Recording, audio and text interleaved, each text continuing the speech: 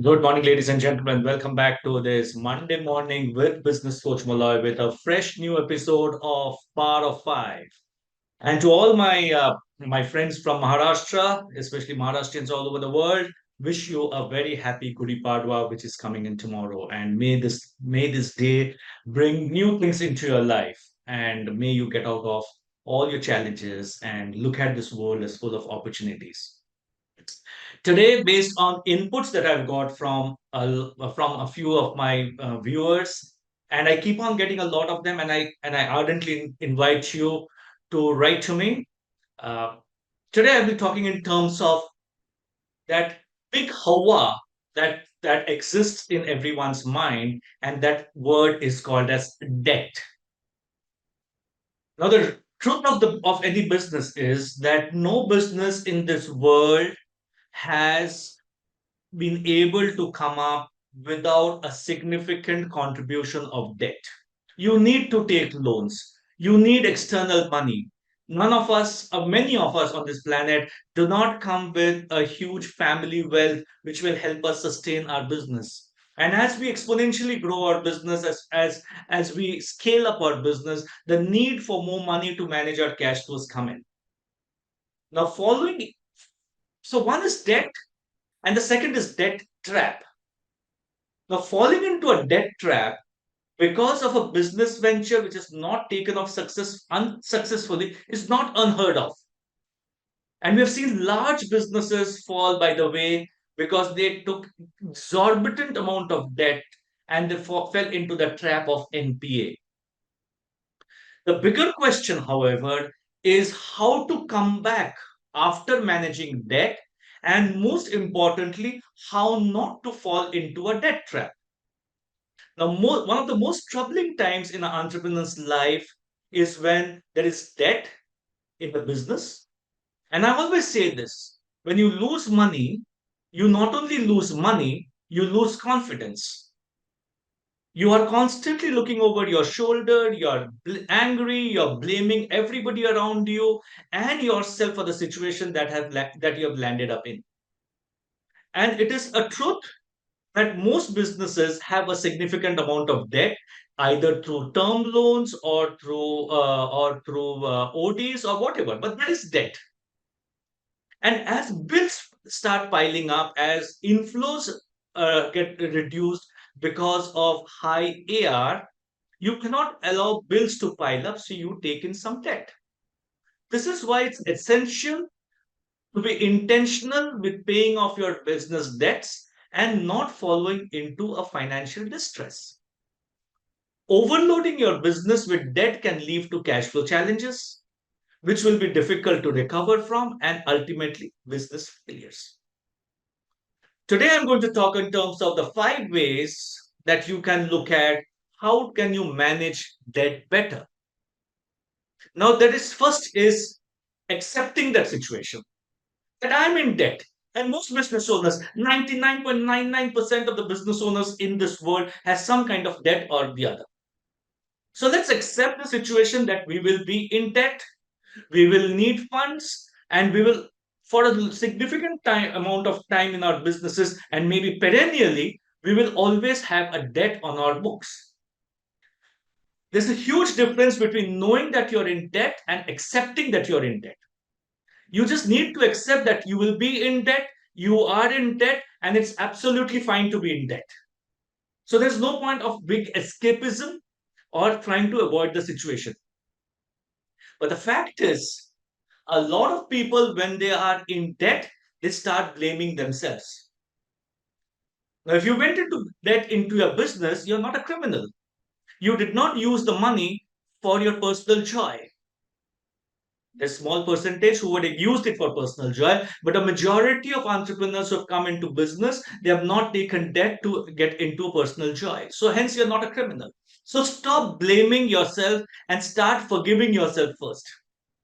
Because if you're constantly going to blame yourself, if you're constantly going to look behind your shoulders, you will find it struggling mentally and emotionally. So that's the first thing, that accept that you will be in debt. You are nobody special that you will not be in debt. Number two, Identify your debt and prioritize them. To start paying off your debt, you must be aware of all your debts. Make a list of your debts, including credit card, bank loans, and other financial obligations you may have. Then prioritize them based on interest rates. High interest rate debts should be a priority to pay off because they tend to accumulate more interest and become more challenging to pay off over time. Build EMIs into your cash flow. Don't get into the escapism mode. Allocate your payments, concentrating on the higher interest rate debts. So do the reality check, the ground reality. This is where I am. And please forgive yourself for being in that place because you are one of the other business owners in the world. Third, start making a budget. Developing a strategy on how to pay back your loan is extremely important as it is figuring out how much you can spend month on month. That is when budget comes into play. So step one, tally all your income sources, figure out how much money you're bringing in each month. Step two, determine fixed costs. Know which recurring bills you have to pay each month. Get pessimistic, always over budget your fixed cost. Third, include your variable expenses. Don't forget to include items that may fluctuate every month. Again, be pessimistic, over budget for it. Step four, predict one-time spends, which could be in terms of a small capex or some repairs, etc., etc. If you don't know, budget for contingencies. Step five, pull it all together and create a document, an Excel sheet, Google sheet, whatever it is, so that you can create your budget and have visibility on the budget. Step six, look at that document at least once a day, every single day. Next. Number four, build your cash flow, rebuild your cash flow. However profitable your business might be, it has to have a proper cash flow. It will face huge problems at some point in time, especially in terms of practicing debt management. Therefore, it is important to employ strategies that improve your cash flow. Number one, what can you do? Number one, improve your inventory management in case you're in manufacturing, retailing, or wholesaling. Sometimes let go of excessive, slow-moving inventories. Even if it means at a loss, let go of them. When I go and coach my clients, I ask them to segregate their inventory in terms of fast moving, slow moving, and non moving. If you're non moving, it's sitting on your in your stocks, you're paid for it. Is your cash is sitting there. Especially in retail stores, I've seen this in retail outlets, jewelry shops. They bought something, is not selling, and the jeweler or the shop owner or the business owner has built such an emotional connect that he doesn't want to let go of it. Please let go of that. Stop being emotional about the products that you manufacture. Let go of it because you can release a lot of cash.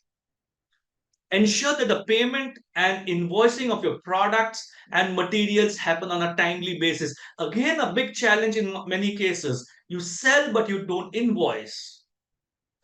It has reduced significantly since the e-way bill structures have come in and other places. But micro business owners always are struggling, especially people like us who have a recurring invoicing system. We struggle at the invoicing. Reconsider strategies for accounts that are becoming an inconvenience. We talk in terms of categorizing our customers into 4 categories. Awesome, basic, can't deal with, dead. Most of our energies go to manage the C's and the D's. Yes, they have been long-term customers. Yes, they are good clients. But if they are not paying on time, at some point in time, we just need to let go of them and look at new client additions. You can also free up extra cash by cutting down on some unnecessary expenses. Of course, as long as they are not impacting the overall strategies or objectives of the business.